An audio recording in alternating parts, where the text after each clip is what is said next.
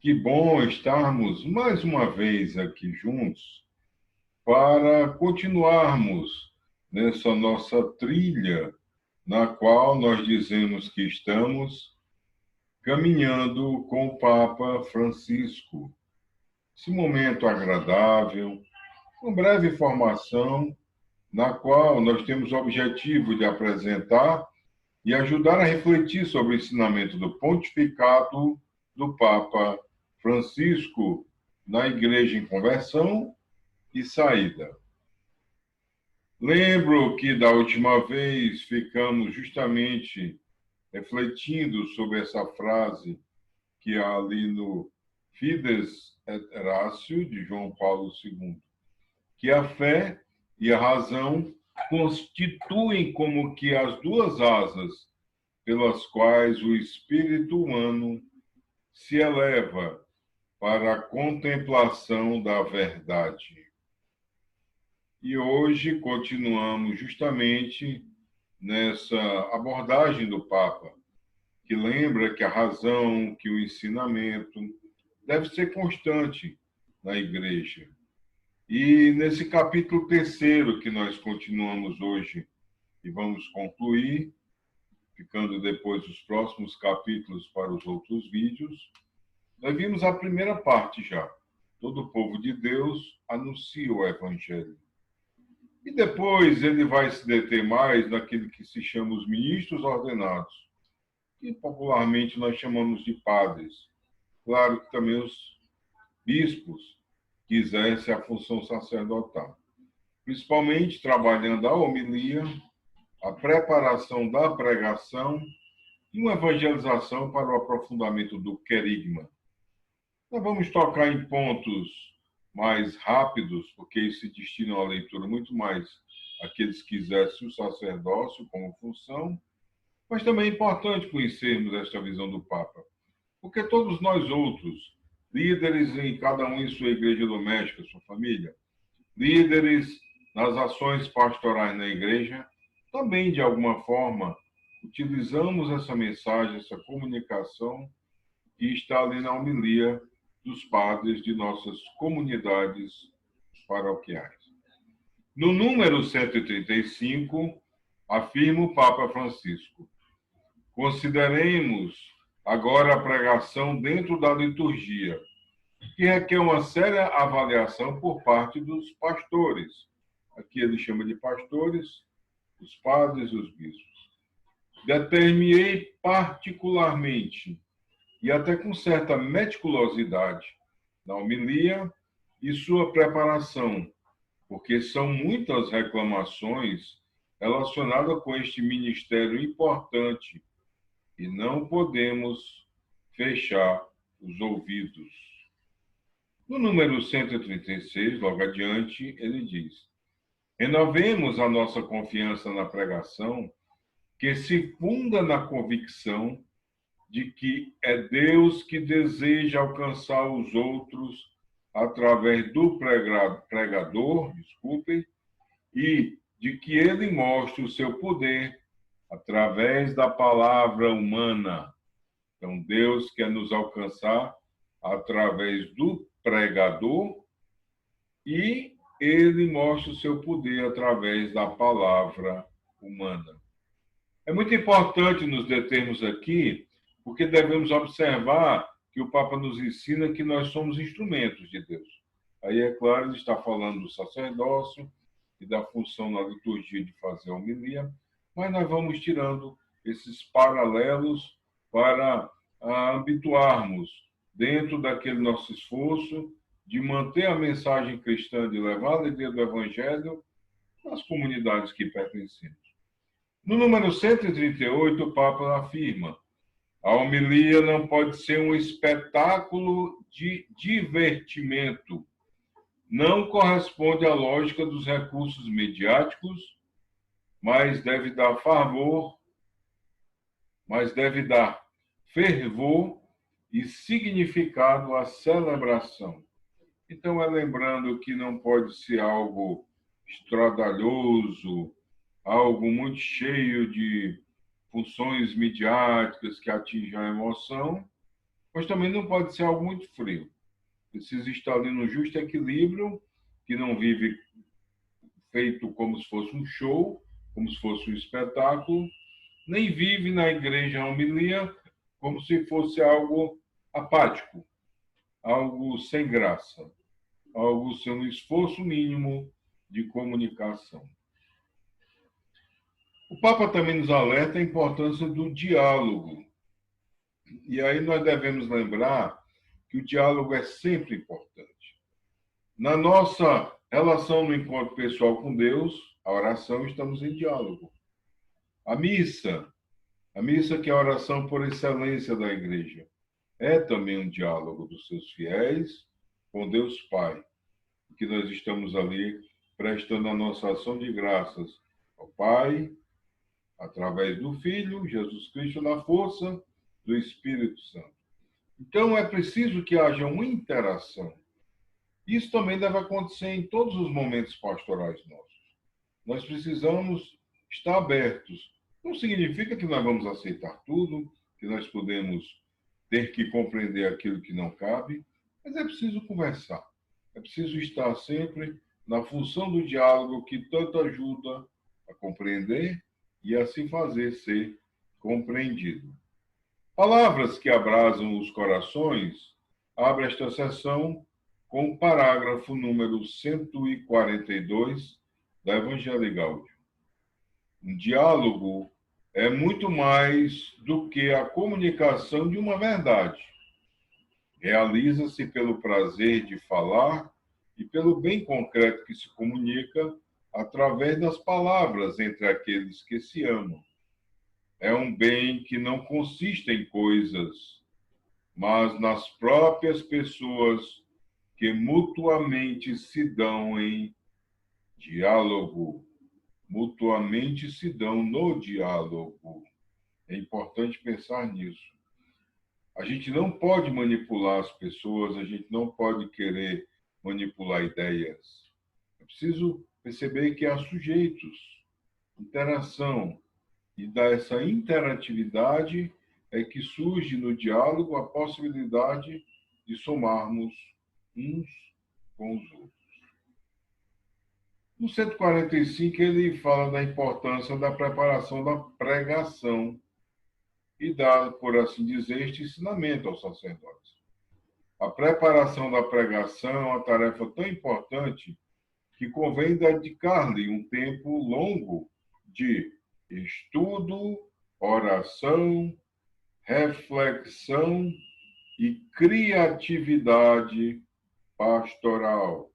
4 pilares, 4 pontos que podem muito ajudar aqueles que preparam as suas homilias com dedicação.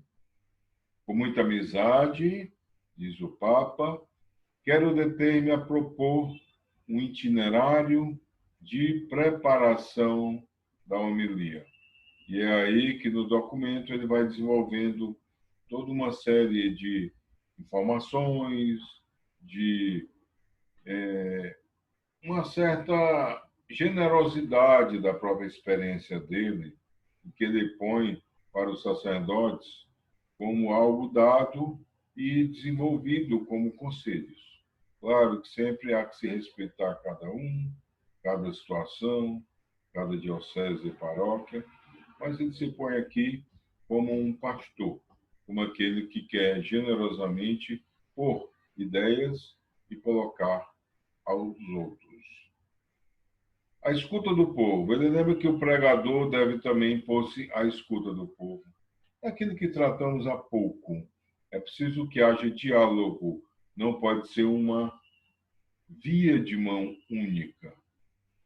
E no quarto item, no 160, no qual ele começa a falar sobre uma evangelização para o aprofundamento do querigma, ele nos diz: o mandato missionário do Senhor inclui o apelo ao crescimento da fé, quando diz, ensinando-os a cumprir tudo quanto vos tenho mandado. É uma citação do livro de Mateus.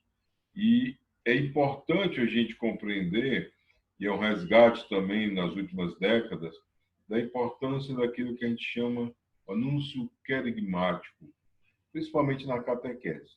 É preciso que nós voltemos às raízes e comecemos, redundante, mas pelo início, a mostrar o querigma, o primeiro anúncio, que é o anúncio sobre a presença amorosa de Deus no meio de nós. É o anúncio do amor, do encontro com o amor, que é Jesus Cristo, o nosso Senhor. Mas não deve ficar só nisso. Os itinerários catequéticos resgatam, justamente lembrando que a gente começa com o querigma, que é o anúncio desse primeiro amor, desse amor que nos encontra de Deus, o desenvolvimento da própria caminhada, que é o seguimento a esse Jesus que nos ama, e, finalmente, uma postura, uma busca mistagógica. O que é isso? A mistagogia é quando a gente aprende a se aproximar do mistério, embora nunca o conheçamos por completo pela sua própria natureza. Mas vamos nos aproximando, vamos sentindo, vamos em nossas orações sentindo emoções, ou seja, algo que nos move e que nos leva também a dar frutos. Dar frutos é a grande questão e a grande verdade que nós temos a partir das experiências mistagógicas. Um bom exemplo simples é a própria ação de graças, a Santa Missa. Ali é um momento de mistagogia, de encontro pessoal com Jesus. Não só o pessoal, como o nome diz, encontro pessoal, mas em comunidade, que também muito nos ajuda, porque nos dá um desenvolvimento em processo. E no número 163, o Papa nos diz: a educação e a catequese estão ao serviço deste crescimento. Já temos à disposição vários textos do magistério e subsídios sobre a catequese, preparados pela Santa Sé e por diversos episcopados. Lembro a exortação apostólica Catequese Trandeda, de 1979, e o Diretor-Geral para a Catequese, de 1997, e outros documentos.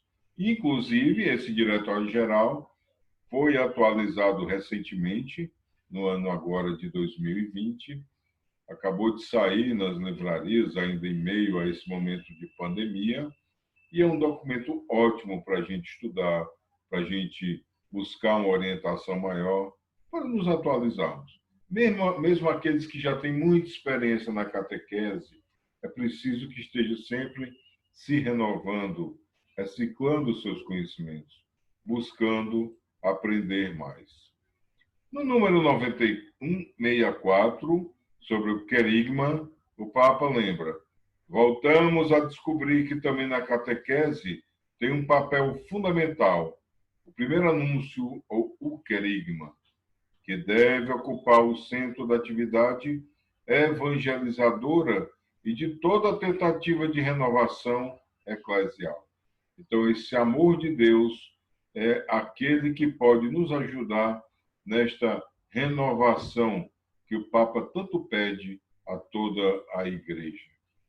No número 166, ele lembra que outra característica da catequese, que se desenvolveu nas últimas décadas, é a iniciação mistagógica.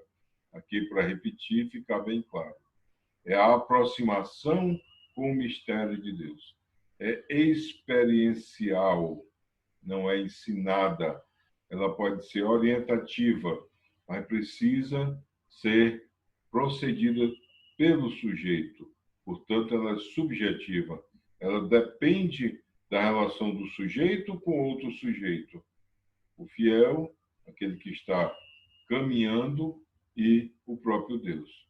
E veja bem, não se trata apenas de uma iniciação na vida cristã, como aquelas catequeses muito comuns que a gente tem para orientar quem vai à primeira Eucaristia ou para a renovação do batismo, a confirmação do batismo, feita através do crisma, nem sequer apenas para aquele momento de que ao batizado e a preparação para o batizado de adultos em conversão.